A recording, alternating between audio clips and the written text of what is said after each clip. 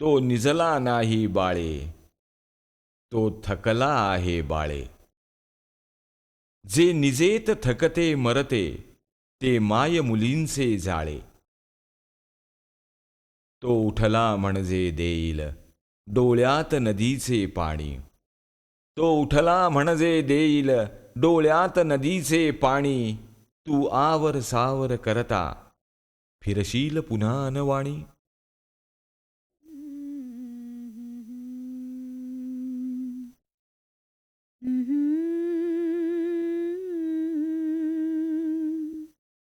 प्रकाश गळतो हळू हळू की, चंद्र जसा उगवे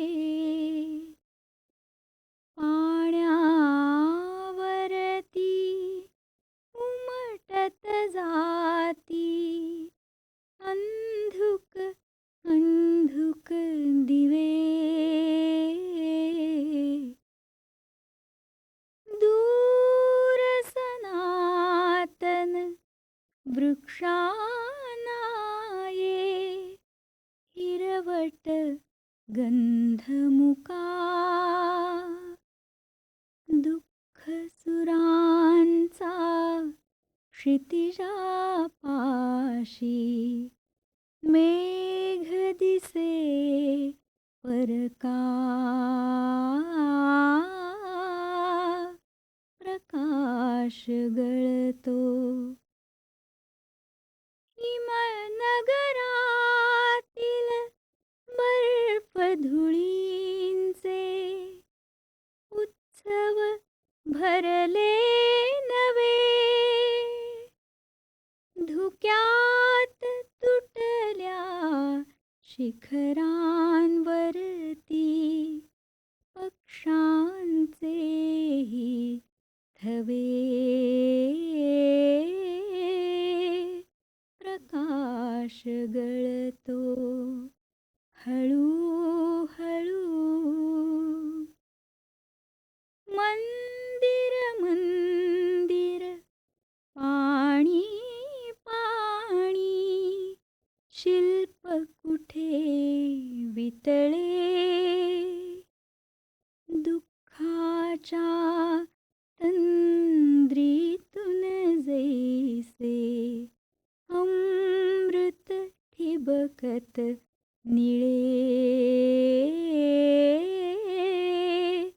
प्रकाश गळतो हळू हळू. माझ्या हातून मुठभर माती अवकाशावर पडे. घराघरांना मरण फुलांची गंधित भूल जडे. प्रकाश गळतो हळू हळू की, चंद्र जसा उगवे पाण्यावरती उमटत जाती. अंधुक अंधुक दिवे प्रकाश गळतो हळू हळू.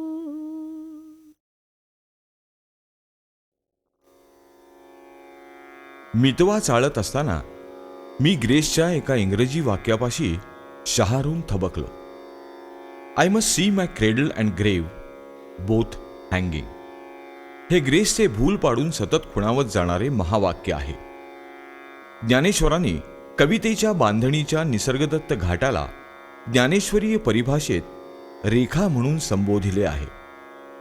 ग्रेसच्या कवितेच्या निसर्गदत्त घाटाची वीण अशीच असावी असा दरदरून भास होतो. अशा रेखेचे, अशा शैलीचे श्री ज्ञानेश्वरांनी भूलीची भारणी या प्रतिमेने निदान केलेले आहे. ग्रेसचा विशेष असा की तो आपले भावविश्व विस्तारताना ज्या अर्थसंवेदनांची जागृती करतो त्याच अर्थसंवेदना तो रसिकांच्या मनातही तितक्याच तरलतेने प्रक्षेपित करतो. रसिकाला अशी त्याच्याच रसिकतेचा कस पणाला लावणारी दिव्य कसोटी ग्रेसशिवाय दुसऱ्या कोणत्या कवीने दिली असेल असे मला वाटत नाही. दृष्टांत पाठातील शब्दवेधी या रसाचा दृष्टांत मात्र या ठिकाणी मला आठवतो. कौवण्या एका महात्मेयाची आधारियसी शब्दवेधिया रसू असे, तो वाटा जातू असे. रात्री नगरातू तोवे तांबे घडत असे, रसाते स्पर्शोनी शब्दुये मागुता तेथची विलया जाये, तोवे तांबे असे ते सोने होय. शब्दवेधिया रसूच्या दृष्टांतातील तांबे आणि सोन्याचा लयतत्व योग जाणकार समजून घेतीलच. आपल्या रसिकतेला ग्रेसने आस्वाद योगाचे जे एक अलिखित परिमाण दिलेले असते, त्यामुळे या प्रदेशात विखुरलेली अनेक रहस्यशरणे आपल्या समोर येऊन उभी ठाकतात.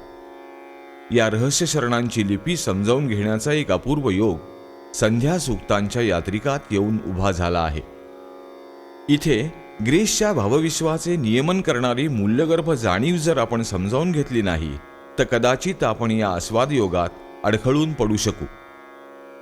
या जाणीवेचे सूत्र ग्रेसनेच मांडलेले आहे आणि तरीही भुलीच्या भारणीतील रहस्य शरणांची ही द्विदल दैवी लिपी पुरेशी उलगडत नाही. त्यासाठी ग्रेसने कोठेतरी उच्चारलेल्या स्वगतातील हे एक अवतरण. सुमित्रेच्या नावाने फोडलेला हा कपिलपंथाचा हंबरडा मी अवघा 5 वर्षाचा असताना माझ्या कंठातून उद्गार होऊन बाहेर पडला. या यात्रेतील आदिमायेच्या शोधात ग्रेसला त्यांच्या पंतविराम राहुटीत चित्रकर्ती शुभा गोखले यांनी अत्यंत हळुवारपणे संयमाने प्रश्नाभिमुख करण्याचा प्रयत्न केला आहे.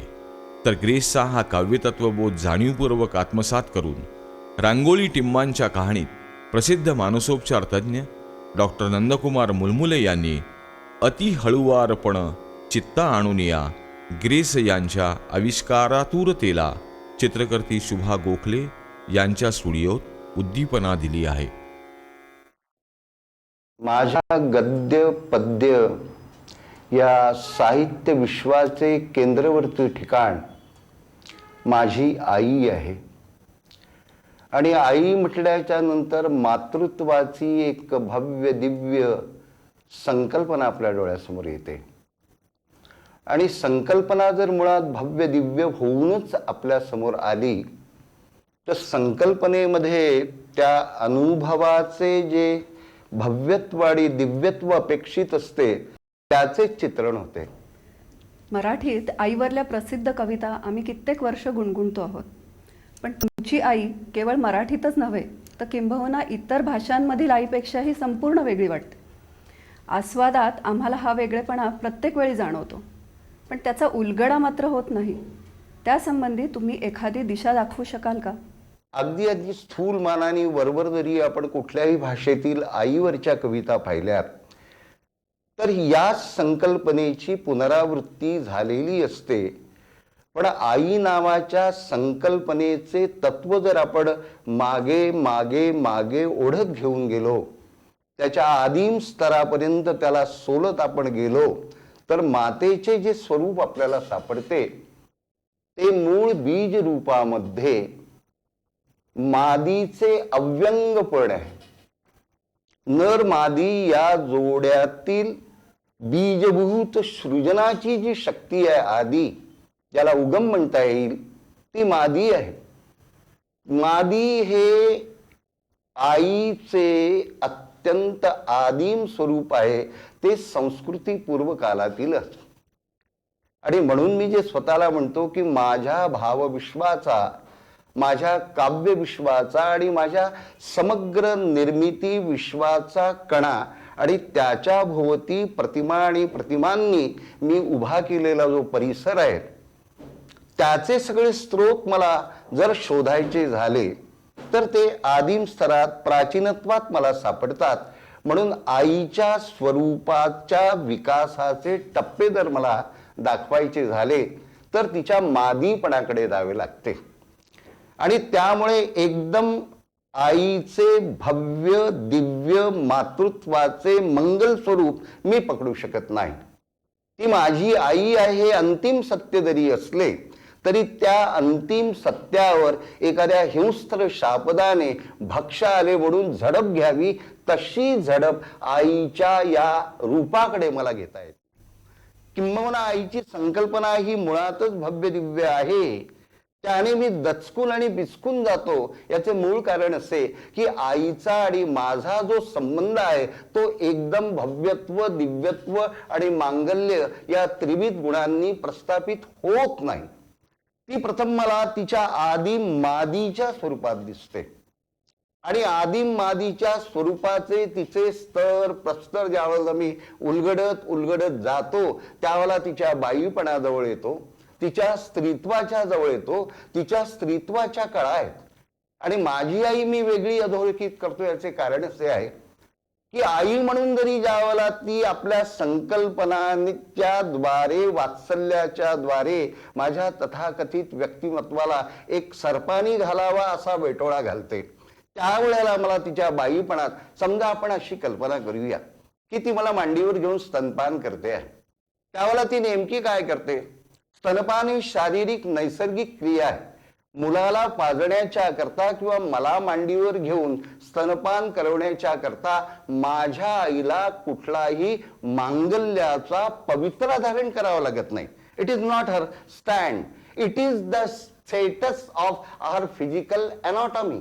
त्याच्या करता तिला वेगळी प्रार्थना करावी लागत नाही, तिला लिंग परिवर्तन करावं लागत नाही, आपल्या मूळ लिंग भावावर तिला कोणत्याही प्रकारचे उदात्त संस्कार करावे लागत नाही. आई या माझ्या संकल्पनेची फोड करण्याकरता मला इथपर्यंत जाऊ लागलं. म्हणजे माझी आई जर मग कडे खांद्यावर घेत असेल, ती मला स्तनपान करवत असेल, तर त्याच वेळेला ती आपल्या नाकातील डंखाची बेसर आपल्या उजव्या हाताने पडताळून पाहते. तिच्या इथं कुठल्या ब्लाउजला किंवा तिच्या पदराला एखादा काचेचा तुकडा असा चिटकवला असेल तर झटकन स्तनपान करवून घेता घेता ती मुली नाही, ती अस्सल मादी आणि बाई, जिला आपल्या रूपाचा, आपल्या शारीरिक गर्भितेचा एक अधिकार प्राप्त झालेला आहे, त्या वात्सल्य, कारण वात्सल्य भावनेमध्ये तिला वेगळं काही करावंच लागत नाही, ती एक शारीरिक प्रक्रिया होत. याचे जर अत्यंत उत्कृष्ट उदाहरण द्यावायचे झाले तर आई नावाची माझी कविता आहे आणि ती अनेक कारणांनी गाजते आहे. मोठ्या गायकांच्या गळ्याच्या द्वारे, मोठमोठ्या कार्यक्रमाच्या द्वारे गाजते. ती फार चर्चेचा विषय झालेली आहे. आणि त्यात कसा गोड गैरसमज झालेला आहे की माझी आई ही मरण पावलेली आहे, ती निवर्तलेली आहे आणि तिच्या नावाने मी आक्रोश करतो. पण तशी वस्तुस्थिती नाही. तात्पर्य आपले अव्यंग मादीपण, आपले अव्यंग नारीपण, आपले अव्यंग स्त्रीत्व, सृजन शक्तीचा आविष्कार झाल्यानंतरही जी तसूभरही कमी करीत नाही. म्हणजे ज्याला म्हणता येईल एखाद्या समिष्टीच्या चक्राच्या प्रमाणे तिचे दैहिक आणि तिचे मनस्वी अवयव, आणखी स्पष्ट बोलायचं झालं तर मुळात जर ती देहस्वनी असेल तर त्या मुळाच्या प्रारंभापाशीच ती मनस्विनी आहे. म्हणजे देहस्वीपण आणि मनस्वीपण हे तिच्यापासून आई या संकल्पनेत जाऊन त्यात मुखर होईपर्यंत तसूभरही ते ढळत नाही. आईचा असा उलटा प्रवास, आईची संकल्पना काय रूढ आहे हे समजून सांगण्याकरता मी केला. म्हणजे माझ्या आईवरच्या आत्माविष्कारामध्ये, अनुभव मांडणीमध्ये तिचे मादीपण आणि बाईपण आले. काय होतं की आई या संकल्पनेवर बोलताना भव्य, दिव्य आणि पावित्र्य या तीन कल्पनेचा आपण पाठलाग सोडूच शकत नाही. आणि या तीन कल्पनेचे गडद संस्काराचे परिणाम जर आपल्या पारंपरिक रसिकतेवर असतील तर माझी आई, माझे रसिक श्रोते हे काहीतरी गैरअर्थाने समजावून घेत आहेत असा मला भास होतो. एक तर आईवरची माझी कुठलीही ओळ, ती गद्यातली असू देत, ती पद्यातली असू देत, ती तिच्या मादीपणापासून आणि तिच्या नारीत्वाच्या भावनेपासून, तिच्या देहस्वीपणापासून, तिच्या मनस्वीपणापासून ती अंतराचाही फटकारा सहनच करीत नाही. आणि असे असल्याच्यामुळे आई या संकल्पनेचा उच्चार करतानाच आपल्याला एक पूजा भाव, एक भक्ती असं काहीतरी होतं. भक्ती या भावनेची मी कदर समजतो, पण माझ्या आईच्या भावनेचे भक्तीत रूपांतर कधीच झालेले नाही. तिचे माजस्वीपण, तिचे देहपण, तिचे देहस्वीपण आणि तिच्या देहकळा आणि तिच्या मनाच्या सर्व कळा यांचाच एक असा आलटून पालटून ऑर्केस्ट्रा तिच्या शरीरामध्ये झंकृत होत असतो आणि त्यातूनच तिच्या आदिम वेदनेचे हुंकार पडत असतात. तिचं मी साक्षात मूल असल्याच्यामुळे, तिची मी विरासत असल्याच्यामुळे तिचे आणि माझे जे संबंध आहेत ते केवळ पुत्र आणि या स्वरूपाचे नाही, मानवी जीवनातील जी अनेक प्रकारची स्त्री आणि पुरुषांमध्ये नाती आहेत त्यामध्ये त्याची विभागणी झालेली आहे. कधी मी विभागणीचा एक भाग मागतो तर ती पुरुष म्हणून, या ठिकाणी पुत्र म्हणून नव्हे तर मला पुरुष म्हणून त्याची खंडणी सुद्धा मागते आहे.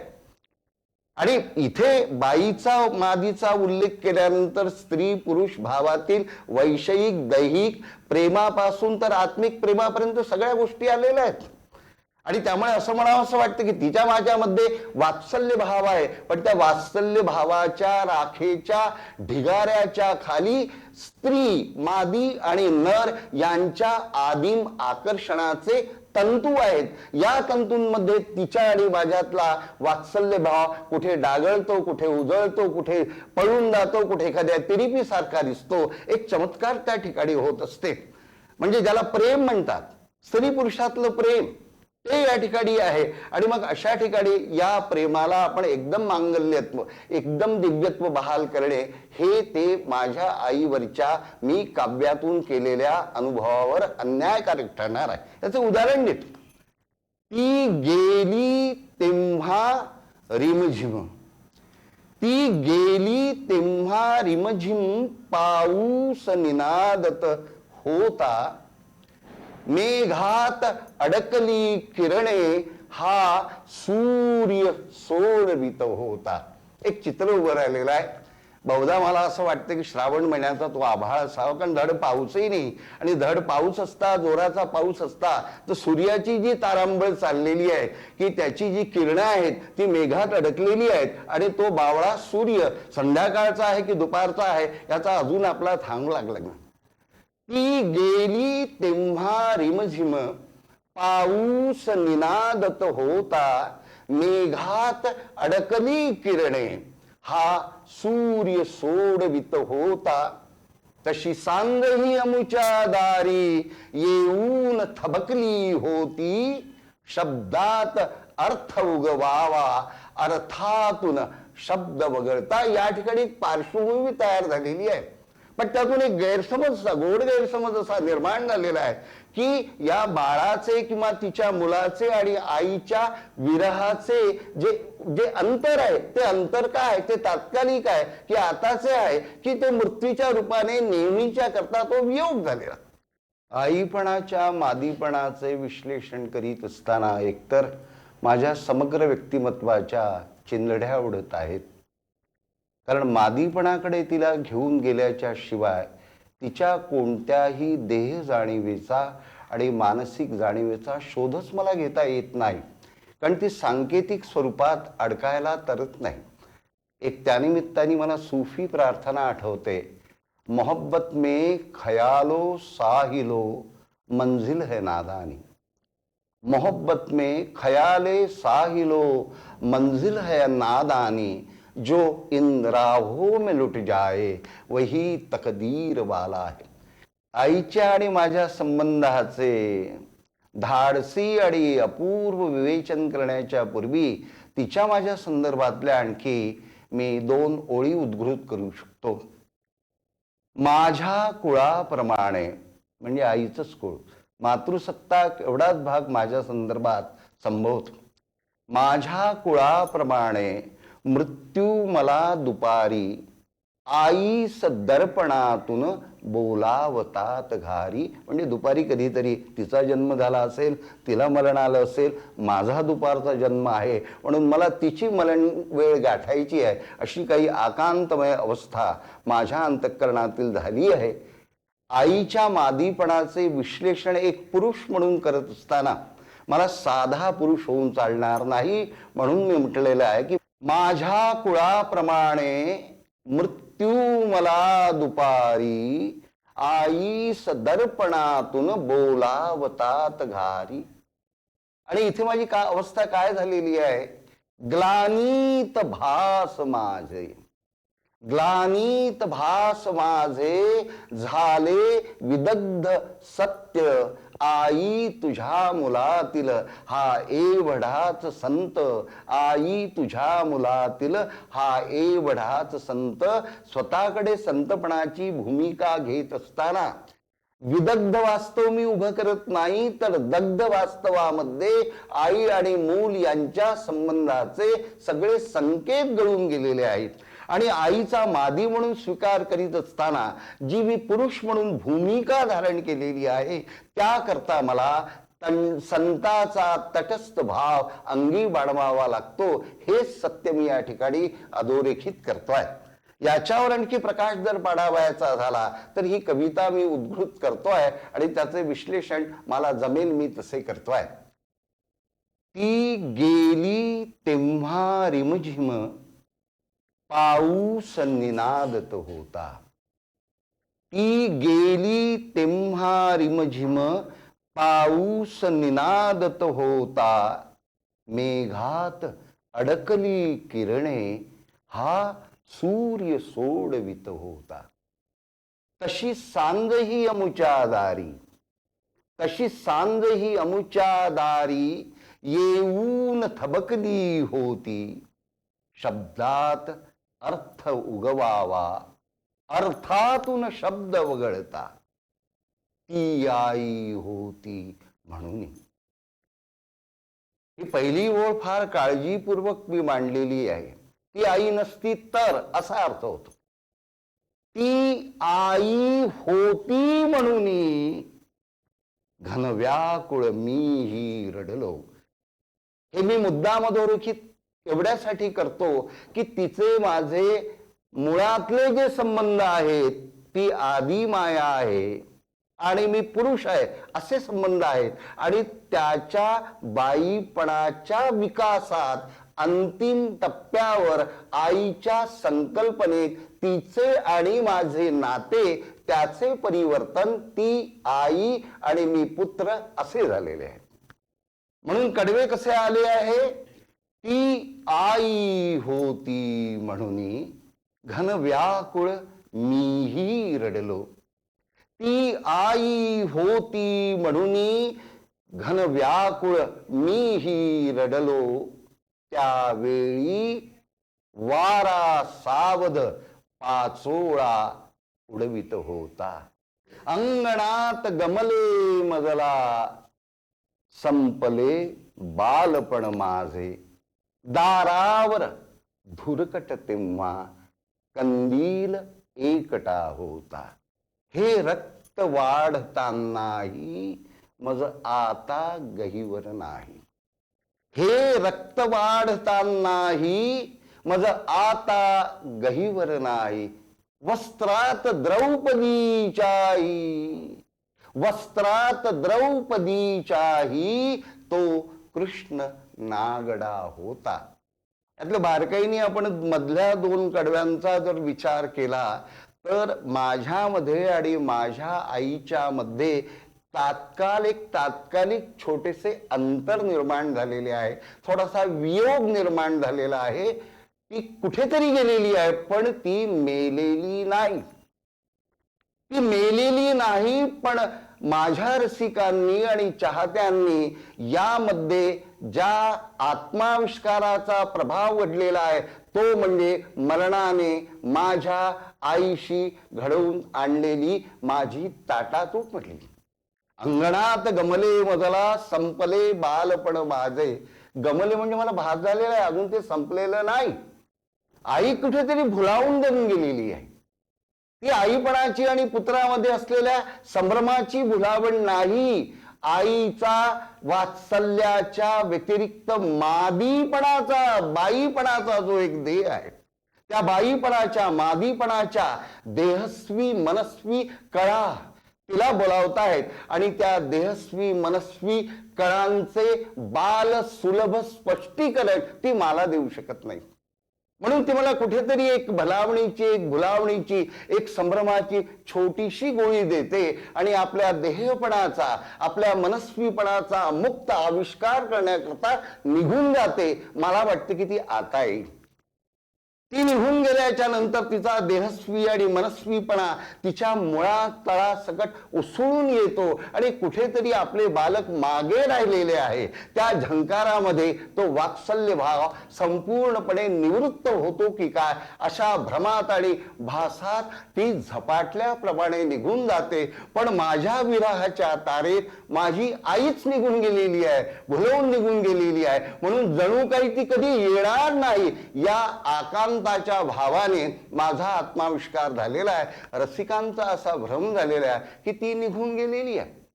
ती निघून गेली, ती पुन्हा आलेली आहे ना, कारण मी स्वतः सावरलाय स्वतःला. हे रक्त वाढता नाही माझं आता दैव, शी हॅज कम बॅक. त्या विरहातले सगळे जे काही अनुषंगाने होणारे भास आभास होते, जे पूर्वीच्या सुरुवातीच्या कडव्यामध्ये येऊन असा काहीतरी देखावा निर्माण करत होते की मरणाने माझी आणि तिची नेहमीची ताटातूट गेलेली आहे, त्या ताटातुटीवरचा पडदा या ठिकाणी बाहेर एकदम निघून गेलेला आहे. आणि एक प्रकारचा बालसुलभ आत्मविश्वास माझ्या बाळमुठीमध्ये मी पुन्हा बांधून घेतलेला आहे की हे रक्त वाढता नाही माझा आता गहिवर नाही. कारण वस्त्रात द्रौपदीच्याही तो कृष्ण नागडा होता. इथे ज्या कृष्णाने मय सभेत द्रौपदीची लज्जा रक्षणा करता तिच्यावर वस्त्रा प्रांगणाचे अंतरच्या अंतर पाठ पाठवलेले आहेत, तोच कृष्ण आता जसा मी या ठिकाणी नागडा झालो आणि द्रौपदीच्या वस्त्रात दडलो तशी माझी आई परत आलेली आहे. आणि पुन्हा मी तिच्या वस्त्रात दडलो ते तिला जाणवत नाही आणि पुन्हा ती नाकातील डंखाची मोरणी वारंवार तपासते आहे. ती परत आल्याच्यामुळे माझ्या निर्मिती क्षमतेचा आत्मविश्वास आता पुन्हा नव्याने दुणावला आणि तिच्या माझ्यातले अंतर पाण्यात टाकावा बत्तासा त्याप्रमाणे एका क्षणात विरघळून गेले. म्हणून मी नव्या निर्मितीच्या आत्मविश्वासाने म्हणतोय, हे रक्त बाळतानाही माझं आता गहिवर नाही. वस्त्रात द्रौपदीच्याई तो कृष्ण नागडा होता, तो कृष्ण नागडा होता. द्रौपदी आणि कृष्ण, एक स्त्री आणि एक पूर्ण पुरुष, एक मादी आणि एक पूर्ण पुरुष यांच्यातील नव्या अनुबंधाचे नाते आत्ता या ठिकाणी प्रस्थापित होते, जिथे मी एकांत कृष्ण आणि कृष्ण एकांतात ते जास्त स्पष्टपणे उलगडून दाखविलेले आहे. तुमच्या आईचे आईपण आणि बाईपण याने आमच्या आकलनाला नवीन दिशा मिळाली आहे. पण तुमच्या अनेक कवितातून ती इतर अनेक स्वरूपात दिसते, त्याचे काय? प्रश्न मार्मिक आहे. म्हणजे असं की everything has been figured out except how to live the life. त्याला आणखी काटानी काटा काढावा असं जर उत्तर द्यायचं झालं तर एका सूफी प्रार्थनेची एक ओळ मला आठवते. चरागा करके दिल बहला रहे हो क्या जहां वालो, चरागा करके दिल बहला रहे हो क्या जहां वालो, अंधेरा लाख रोशन हो उजाला फिर उजाला है. निर्मितीच्या अवस्थेत आलेला हा अपारंपरिक असांकेतिक अनुभव आपल्या आई मुलाविषयीच्या रूढ संकल्पनांना धक्का देणार आहे. अशा वेळेला आपलं पांगळे पण जाणवतं. चरागा करके दिल बहला रहे हो क्या जहां वालो, अंधेरा लाख रोशन हो उजाला फिर उजाला आहे. खऱ्या स्वयंप्रकाशानेच आपण या अनुभवाला सामोरे जाऊ शकतो. हे रक्त बाळतानाही मजा आता गहिवर नाही, वस्त्रात द्रौपदीच्याही तो कृष्ण नागडा होता. ही सुमित्राबाईची भाषा आहे, ही तिच्या पुत्राची भाषा आहे. जीवन भाषेतून तिने सगळे घटक घेऊन सुद्धा आपल्या नव्या असांकेतिक अनुभवाच्या परिपूर्तीसाठी त्याने आणि तिने ही दोघांची संयुक्त सृजन भाषा निर्माण केलेली आहे. त्यामुळे या अनुभवाचे आदान प्रदानही वेगळे झाले. मी लहान असल्याच्यामुळे तिच्या भाषेतील प्रत्येक, ज्याला सिलॅबल म्हणतात, शब्दा अवयव आणि त्यातून होणारे अर्थाचे सूचन हे फक्त मलाच कळलेले आहे. पण हीच कविता तिच्यातल्या खाजगीपणाला विश्वात्मक करत असतानाही माझ्या रसिकांना न उलगडताही मिळमिळीत उत्तरांच्या पेक्षा असंख्य जिवंत शंकांचे प्रश्न उपस्थित करते. कारण हीच सुमित्राबाई नंतर कचाट्यात सापडते. माझ्या बालसुलभ उत्तरांची तिला मदत होऊ शकत नाही, मग ती माझ्या थोरल्या बहिणीला गाठते.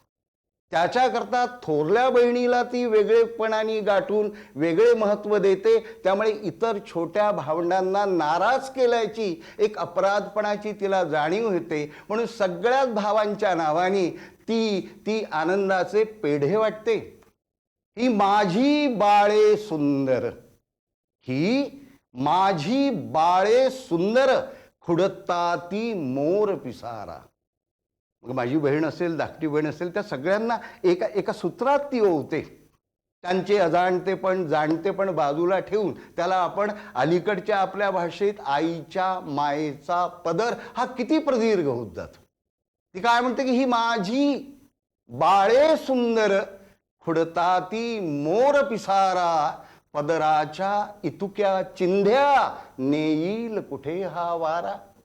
मग मात्र पुन्हा हळू आपल्या मतलबाचा अनुभव ती आपल्या थोरल्या कन्येकडे, म्हणजे माझ्या मोठ्या बहिणीच्या सुपूर्द करते.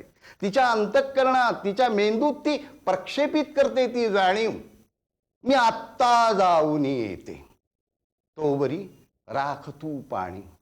मी आत्ता जाऊन येते, तोवरी राख तू पाणी. थोरली तशी पायाळू, तू माझी लेक शहाणी. मग काम कोणतं करायचं? गाईला टाकुनी चारा, गाईला टाकुनी चारा, सर्पाला देशील दूध. टाळूत कुणाच्या घुमती, हत्तेचे माझ्या वेद. गे प्रियकर माझा भोळा. थोरल्या मुलीला शहाणी म्हटल्याच्या नंतर एकदा तिला आपल्या आत्मविश्वासाच्या तावडीत कब्जात घेतल्याच्या नंतर ती अतिशय रोमॅन्टिक भाषा वापरते. घे प्रियकर माझा भोळा, देहाचा मंथर साजण, वाटक्या फुलांचे विटके, तो तसेच जुपतो चुंबन. घे प्रियकर माझा भोळा.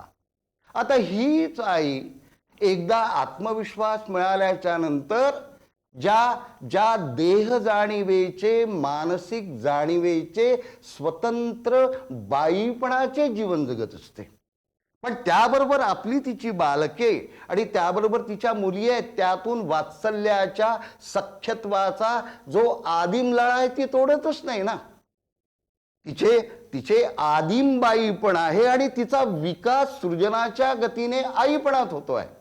पण आईपणात गेल्याच्या नंतर ते बाईपण सोडते. हा जो संस्कृतीने निर्माण केलेला भास आहे, इथे माझी आई इतर आईंपासून वेगळी तर होतेच, आणि पण ती तिचा खाजगीपणा मुरवत मुरवत मुरवत जिरवत ती विश्वात्मक सुद्धा होते ना. आणि मग आता धाकट्या बहिणीपासून मी जास्त थोर झालो. थोरल्या बहिणीचं शहाणपण मला आलेलं नाही, पण थोरल्या बहिणीला आईने जो कानमंत्र दिलाय तो माझ्या बालबुद्धीला भावला आणि मी एकदम सृजनाच्या गतीने शहाणा झालो.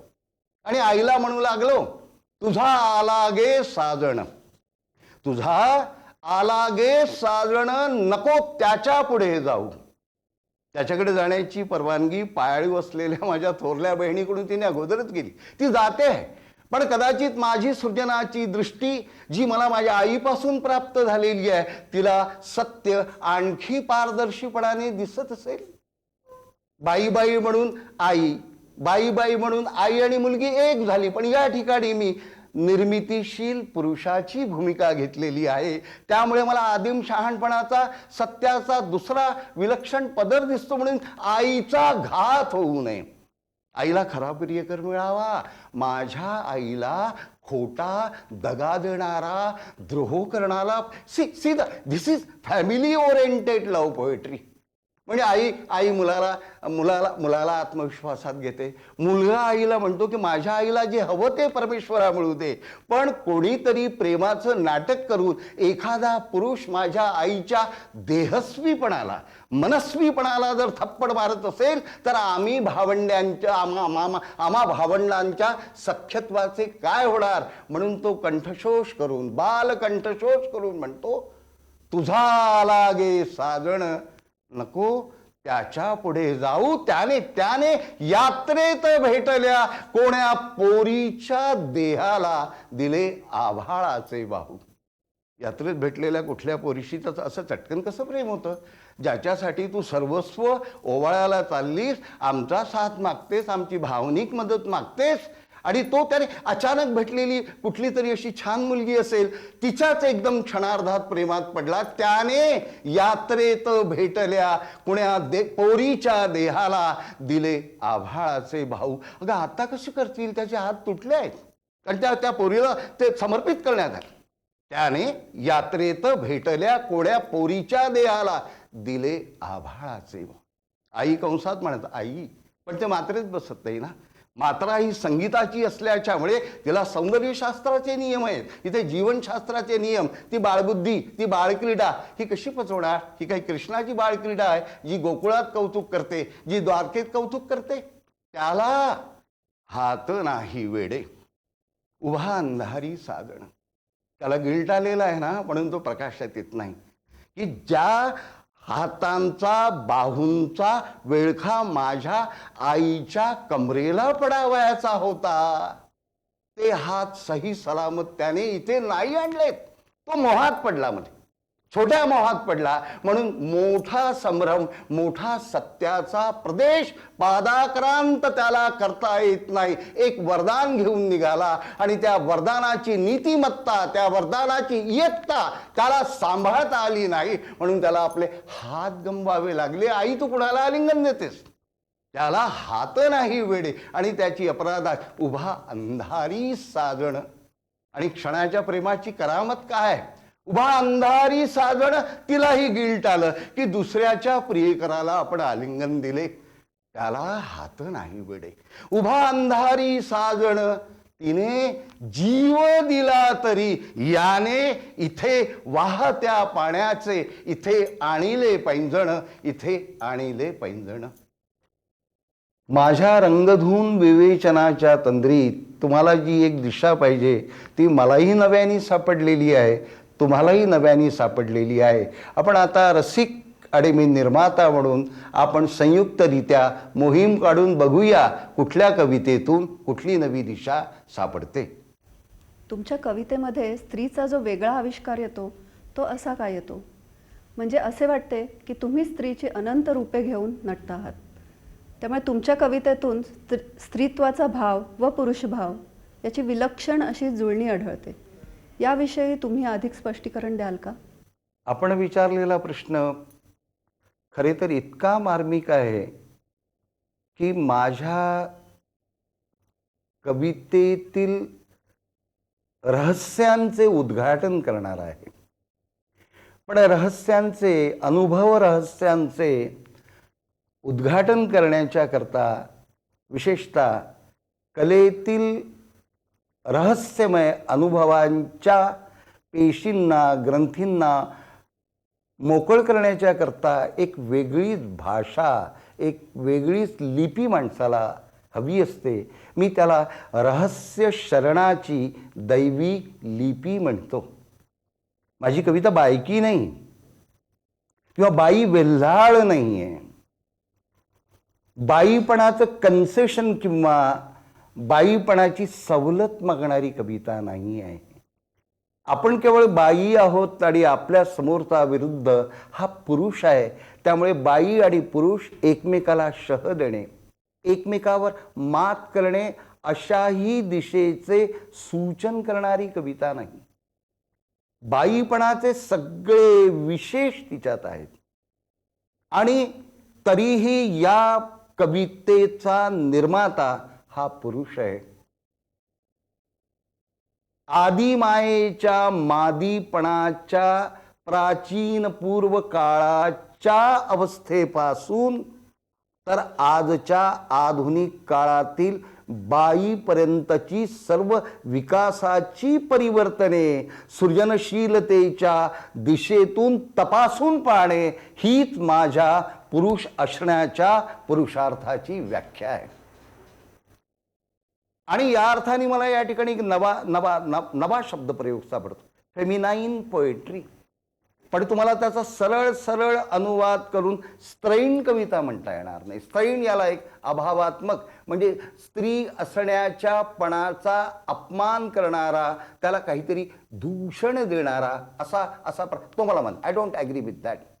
वट I want to say, my so called feminine poetry, it starts with a woman, it takes some steps, it declares some and here I start what? Here I become skeptist. I have some doubts. Along with expressing the doubts, I have some wounds, damages. But all these damages, queries, inquisitive one also are valuable to me. Because in the end, what I feel, my poetic expression is not for mortal men, nor for the so-called thematical immortal women. In the end, what I feel when I see the divine last effect of the art or the poetry, what I feel that then my poetic gifts, my poems are not for mortal men, so-called, not for immortal, thematical, metaphysical women. Then they are for that Sufi thinker, Sufi awliya, Sufi fakir, who drinks the poison like a nectar, and that too like a solitary star. मित्राबाई माझी माता, जिला मी जगन्माता म्हणून पाहतो, विश्वमूर्ती म्हणून पाहतो, तिच्या नटण्याच्या विनटण्याच्या सगळ्या कळा या फेमिनाईन बायकी आहेत. पण पुरुषत्वाला चिडवणाऱ्या नाहीत, अपमानित करणाऱ्या नाहीत, कलंकित करणाऱ्या नाहीत. त्यांनी घातलेला एक उखाणा मला आठवतो.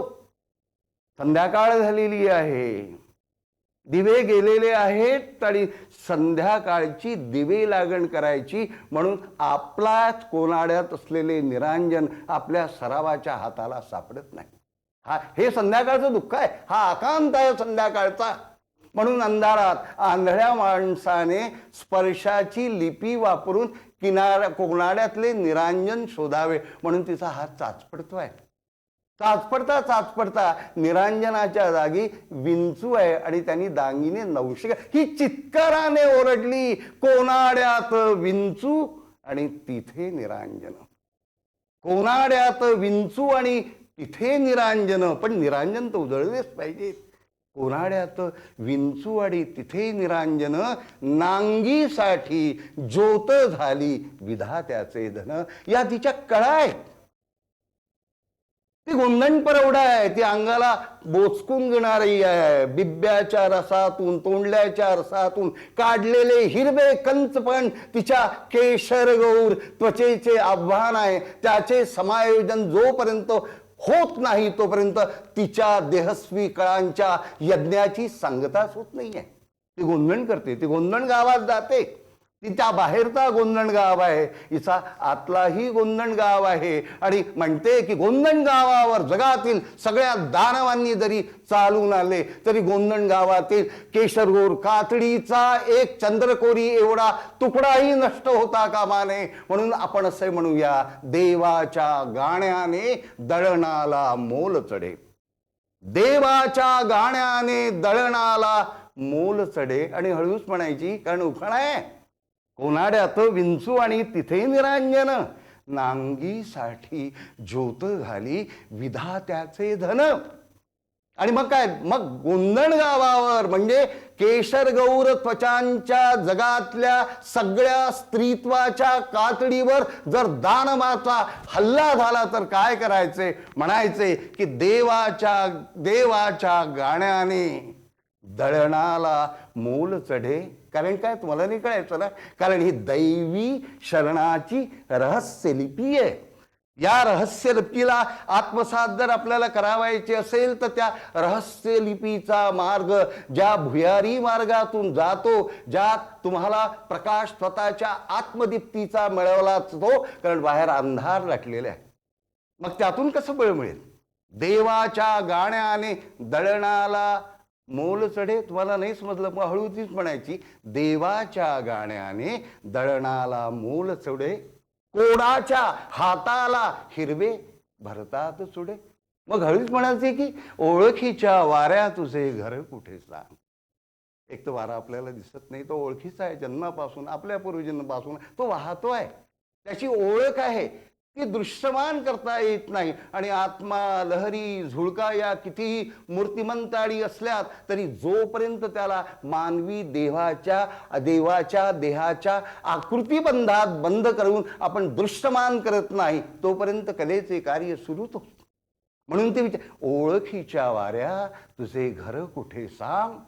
गरुडाच्या पंखामध्ये डोंगरांची गरुड दिसतो, डोंगरांची रांग दिसते, मधून अदृश्यपणे गरुडावर, डोंगरावर आक्रमण करणारा वारा दिसत नाही, कारण त्याला डोंगरावर, निळ्या रांगावर आणि गरुडाच्या गगनफेक झेपीवर आक्रमण करायचे नसते, तर या तिघांच्या आकाराचा एक नवा सृजनशील आकृतीबंध बांधून जीवनाची एक नवीन अमर्तम दिशा दाखवायची. हळूच बायकीपणाने ती म्हणते, जुईबाई तुम्ही सांगा मनातले पाप. आपण दचकून जातो, इश्श एवढी जुईची कळी आणि ती पाप काय वागणार. कारण आपली आपली आपली मूर्तमानतेतील पापाची कल्पना, दैत्य, अकराळ विक्राळ आणि ही जुईची कळी. जुईबाई तुम्ही सांगा मनातले पाप. आणि कसं उत्तर आहे, कळ्यांची फुले होती कशी आपोआप, मोगरा फुलला, मोगरा फुलला, फुले वेचताना बहर, मुळात शब्द आहे बहार. मोगरा फुलला, मोगरा फुलला, फुले वेचताना भार कळी अशी आला.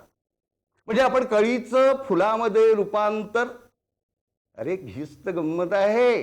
कोणत्या फुलातून गळते, कोणत्या कळीची माती, कोणत्या फुलातून गळते, कोणत्या कळीची मात. तिच्या व्यक्तिमत्वाची बांधणी मी तुम्हाला सांगतो, pattern of her physical and metaphysical personality.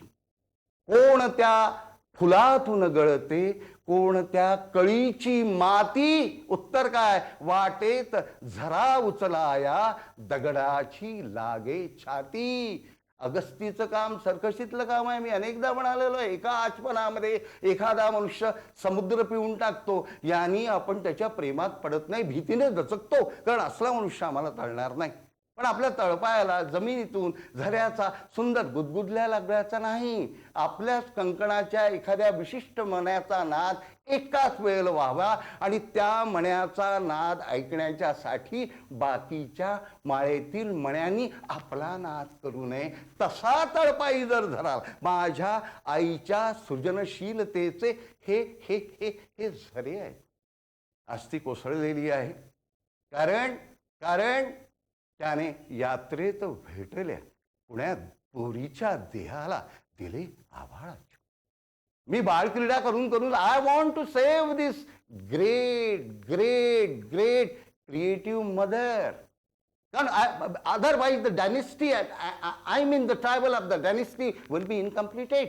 त्यातली एक कडी निघून गेली तर आमच्या या फॅमिली ओरिएंटेड, या कुटुंबवत्सल काव्य गावातील, गोंदण गावातील सगळी आमची प्रजा किती हो, 4 माणसाची प्रजा नष्ट होऊन आमचा बाळमुठीत मावलेला हा गोंदण गाव बेचिराख होऊन जाईल, बेचिराख होऊन जाईल. आणि मग माझी आई कुठल्या तरी जुन्या झाडाला अशी कळवाळून मिळेल, माझे वीर्यदाते कफल्लक झालेत. माझ्या वास्तवातले, माझ्या अतिवास्तवातले, माझ्या अतिंद्रिय दुनियेतले एकही वीर्यदाता मला मिळत नाही. म्हणून ती माझ्याकडे नजर टाकते. काय म्हणते, देवाच्या गाण्याने दळणाला मोल चढे, पण कोडाच्या हाताला हिरवे भरतात. संपूर्णपणे कोड झालेल्या याच्यात हिरवा कंचचुडा या विरोधाभासातून या विरोधाभासाशी संगनमत करून ती विरोध जन्माला घालत नाही, ती काव्यानुभवाचा समन्वय जन्माला घालते, एक नवे समतेचे तत्वज्ञान जन्माला घालते. आणि अशा माझ्या आईची फसवणूक मोहात अडकलेल्या एका प्रियकराने करावी. How to console her. The first step is that how to console my mother, my physical mother, and how to console my creative mother who is sitting by some shadow of my soul. कारण आत्म्याला हाडं नसतात, आत्म्याची फक्त छाया पडू शकते. त्या छायेत बसून ती विचारती कसं, मग मी तिची तिची तिची संभावना कसं करणार, हे गोंधणगाव मी कसे वाचवणार. त्यात फिरणारी रंगधून तिच्या कळा, प्रत्येक अवकळा ज्यांचे अगदी हमखासपणे शपथेवर मज आवडती, गायींचे डोळे व्याकुळ घनगंभीर जलधीचे असणार कुठेतरी मूळ बाळा. हे घनगंभीर जलधीचे मूळ कुठेतरी आहे रे, ते मला कुठेतरी झुळकीसारखे आता ऐकव. आणि ढळलेली माझ्या देहाची दैहिक प्रतिष्ठा, आत्म्याची प्रतिष्ठा एकदा आणून माझे लुळे पांगे चांदणे, माझे लुळे पांगे चालणे हे पुन्हा झुंजळून काढ. म्हणून मी म्हणतो, चाफ्याच्या झाडापाशी, चाफ्याच्या झाडापाशी अंधार जसा गांधार निनादत येतो. चाफ्याच्या झाडापाशी अंधार जसा गांधार निनादत येतो.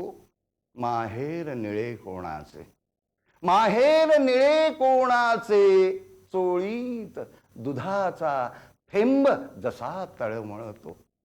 माझ्या आईचं माहेरही गेलं, सासरही गेलं. मर्ढेकर म्हणाले, ऐशा टापूत चौफेर नाही सासर माहेर, कैचे गोत्र वा प्रवर अनामिका. इकडे नाही तिकडे, फॉरन बिटवीन डीप अँड डेव्हिल. आणि आणि आणि आणि कोसळायचे नाही आणि उसळायचे नाही. मर्ढेकर म्हणालेच आहेत ना, अशा टापूत चौफेर नाही सासर माहेर, कैसे गोत्र वा प्रवर अनामिका. बाईपणाचे आंतरिक वैभव गमावून पडल्याच्या नंतर बाईला माहेराच्या शिवाय सद्गती नाही. म्हणून बाईपणाच्या पुनर्स्थापनेसाठी मर्ढेकरांनी फोडलेला हा आकांत आहे. माझी आई तिच्या प्रियकराच्या दगवणीतून सुटण्यासाठी, सुटका मिळवण्याच्यासाठी माझ्याकडे रडवेल्या नजरेने पाहते आहे. म्हणून मी तिला म्हणतो की माहेर निळे कोणाचे, चोळीत दुधाचा थेंब जसा तडफडतो. माहेर तुला नसताना. कारण एका प्रियकराने दगलबाजी केली, दुसऱ्याने दगलबाजी केली आणि तुटलेले हात घेऊन तो समोर आला आणि त्या दोषाच्या पोटी सम्मोहात मिळालेल्या क्षणाच्या प्रेयसीने नदीत जीव दिला, तरी तिच्या पैजणाची गुणगुण घेऊन तो आले. हा धोका नाही, हा अभाव नाही, हा भाव नाही. एक धोका असता, भाव असता, अभाव असता, द्रोह असता. ते एका गोष्टीचा त्याग करून दुसऱ्या भावात्मक गोष्टीला सामोरी जाते आली असते. इथे जी मधली अवस्था आहे, ती मधली अवस्था, ये बिजली राख कर जाएगी तेरे प्यार की दुनिया, न फिर तू जी सकेगा और न तुझको मौत आएगी. अशा अवस्थेत ती सापडलेली आहे. ती गेली तर माझ्या सृजनाची, चार गावातील चार माणसाची, गोंधणगावची परंपराच संपूर्ण बेचिराख होते. आणि हे बेचिराख पण मला परवडणारे नाही. म्हणून मी कनवाळू होऊन म्हणतो की माहेर तुला नसताना. ओटीत कसा मी तुझ्या भरावा वारा, दुःखाचा जन्म घराये आभाळ सोडता घुंगूर बनतो तारा.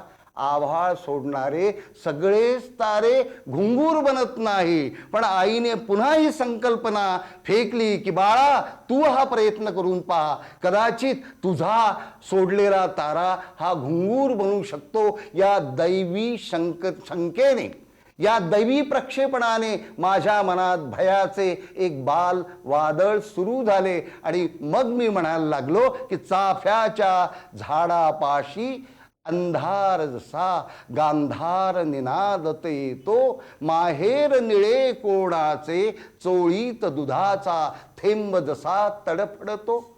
पण पुन्हा शंका आली, माहेर तुला नसताना ओटीत तुझ्या मी कसा भरावा वारा, दुःखाचा जन्म घराये आभाळ सोडता घुंगूर बनतो तारा. शेवटी हा सगळा खेळ अगदी बटबटीत आणि स्थूल बाळांनी बोलावायचे झाले तर नर मादी यांच्यातील देह जाणीवेच्या आणि मानसिक जाणीवेच्या प्रेमाचा खेळ आहे. मग याचा अनुभव आपण लावणार. मंजिले इश्क से गुजरना तो आसान है एक बार, इश्क एक नाम है खुद अपने से गुजर जाने का, इश्क एक नाम है खुद अपने से गुजर जाने का. खरे तर मला सुमित्राबाईच्या प्रार्थनाची एक ललकारी ऐकू येत होती. काही जुन्या दिवसांचे स्मरण झाल्याच्या नंतर ती अशीच भटकत राहे, ती अशीच भटकत राहे. चांदणे जसे वेल्लाळ पसरले तिच्या रोखाने, आभाळच रानोमाळ. तिचे हे रानोमाळ भटकणे आणि रानात भटकल्याने आभाळानेच तिच्या शोधासाठी पुन्हा रान होऊन जाणे, या भयान शोकांतिकेने माझे सगळे भयाचे झरे पुन्हा विमुक्तपणे व्हायला लागले. आणि तिच्या निर्मिती सुक्तांची वंशवेल खरे तर माझ्या तळहातावर ठेवण्याची तिची प्रयाण वेळ आली होती. तरी सगळे चंद्रबळ गोळा करून मी तिला म्हटले की वैराण दिशांचा जोग चांदणे नदीच्या पाण्यावर अंथरलेले. तव हात उडोनी जाती जे ओल फुटाया तूच स्तरांशी धरले. तव हात उडोनी जाती जे ओल फुटाया तूच स्तरांशी धरले. वैराण दिशांचा जोग चांदणे नदीच्या पाण्यावर अंथरले. तव हात उडोनी जाती जे ओल फुटाया तूच स्तनांशी धरले. शिल्पांत खंड स्मरणाचा निसंग कशाला क्षितिज थोडीशी भगवे. हे जरी मिटे प्राणाने सांतातून अवघे अस्त घेऊनी उगवे. सांतातून अवघे अस्त घेऊनी उगवे.